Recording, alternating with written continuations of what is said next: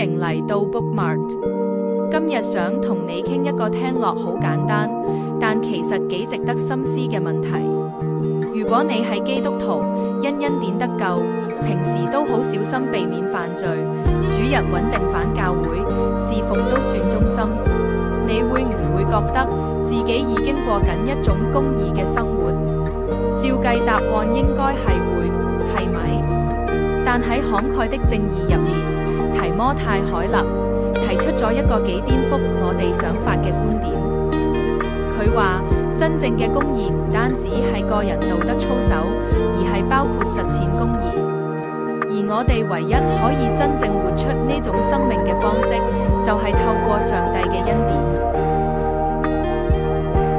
喺彌迦書第6章8節，我哋讀到：行公義、好憐憫、存謙卑的心與你的上帝同行。與上帝謙卑同行，就係關心佢所關心嘅事。聖經話，上帝最在意嘅係公義同憐憫。公義係行動，憐憫係行動背後嘅心。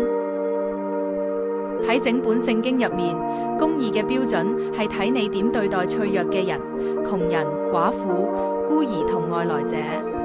我哋可以分兩種：基礎公義，保持同人嘅正確關係，避免唔公義嘅事發生；糾正性公義，介入糾正錯誤，保護受害者。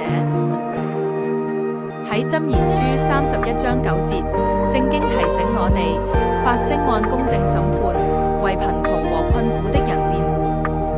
申命記10章17、18節描述上帝係全能有公正，但同時深切關心孤兒、寡婦同外人。喺古代世界，呢個思想幾乎係革命性。而耶利米書22章3節更直接命令佢嘅子民去拯救受壓迫者。所以忽視脆弱嘅人，唔只係冷漠。依聖經嚟睇，呢個就係不公義。但更令人震驚嘅係，聖經入面嘅公義唔單止係對抗錯誤行為，仲包括大無畏嘅慷慨。喺約伯記31章，約伯話：如果佢冇餵養窮人，冇俾困苦人衣服，就係犯罪。喺以西結書18章，一個正義嘅人係會將食物同衣物俾有需要嘅人。而呢種慷慨同唔去搶奪息息相關。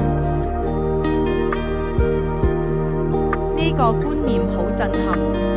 如果萬物都係上帝嘅，慷慨唔係慈善嘅選項，佢本身就係公義。我哋唔係最終嘅擁有者，而係管家。正義嘅人會將自己嘅資源、時間、金錢、影響力視為上帝託付，用嚟造福他人。接落嚟，我哋嚟睇耶穌嘅教導。佢冇降低標準，反而加深咗標準。喺路加福音14章12、13節，耶穌話：跟隨佢嘅人要邀請窮人、瘸子、跛子同瞎子嚟參加筵席，就係啲無法回報佢哋嘅人。喺一個以地位同互惠為基礎嘅社會，呢個舉動好顛覆。耶穌挑戰咗嗰種計算型嘅慷慨文化。佢話施捨唔好期待回報。路加福音6章32至36節，14章13至14節，甚至鼓勵暗中行善。馬太福音6章1至4節，施捨唔係為咗名聲，而係源於上帝本性嘅公義。當時嘅社會因被體制維持住權力結構，富人施捨多半係為咗榮譽、忠誠或者政治利益，反而令社會不公平。耶穌從根本上攻擊呢個系統，用愛拆解地位同治理嘅邏輯。對耶穌嚟講，關心最細嘅弟兄唔係慈善選項，而係由恩典轉化出嚟嘅真信心表現。喺路加福音10章，耶穌講咗好撒瑪利亞人嘅比喻。問題係邊個係我嘅鄰舍？耶穌嘅答案好革命性，任何有需要嘅人，唔論種族、宗教、階級或政治，都係你嘅鄰舍。佢佢揀咗撒瑪利亞人成為故事英雄，因為撒瑪利亞人同猶太人係敵人。Look after him, and when I return, I will reimburse you for any extra expense you may have. I will take good care of him. 信息好清楚，真正嘅鄰舍之愛要跨越敵意同偏見。更進一步，耶穌指出，要施予呢種愛之前，我哋首先要先接受呢份愛。想像自己喺同一個情景，被本應冷漠甚至敵對嘅人施以恩典拯救，咁我哋又可唔可以將憐憫延伸俾可能拒絕我哋嘅人呢？聖經教導我哋活出公義，有兩個核心動機：創造同恩典。首先係創造。創世記教導，每個人都係按上帝嘅形象被造，人類唔係偶然存在，所以每個生命都有尊嚴。其次係恩典，恩典係領受我哋唔配得嘅恩惠，公義係將應得嘅權利俾返其他人。喺基督裏，我哋領受咗自己無法靠努力得到嘅恩惠。雖然我哋偏離正道，以賽亞書53章6節，佢仍承擔我哋嘅罪，使我哋得醫治同救贖。就如好撒瑪利亞人，基督在我哋不配時仍施憐憫。當恩典改變我哋嘅心，公義就會改變我哋嘅生活。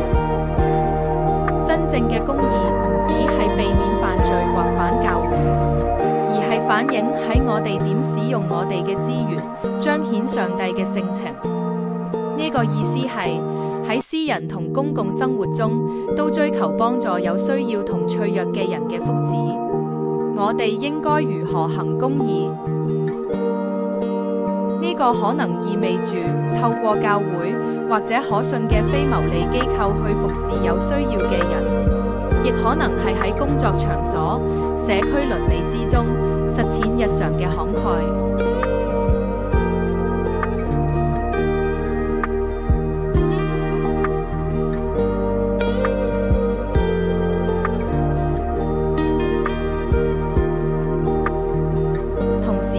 我哋都要審視法律同領導者，問自己，佢哋有冇保護社會、捍衛生命、促進公平，並且用選票支持嗰啲追求公義、為無聲者發聲嘅領袖。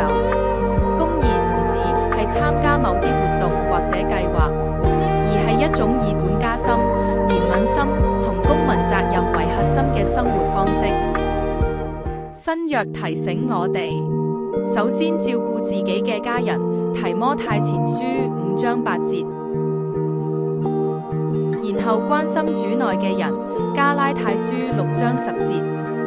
但最終目標係向眾人行善，公義超越宗教界限，涵蓋所有人。更美嘅係，當教會咁樣活出信仰，就向世界作出有力嘅見證。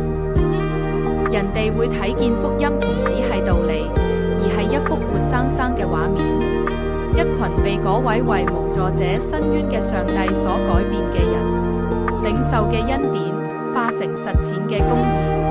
願呢個成為我哋生命嘅寫照。多謝你收看 Bookmark。如果今日嘅分享對你有幫助，記得按讚同訂閱我哋嘅頻道。期待下次再同你一齊探索信仰、閱讀同埋塑造生命嘅思想。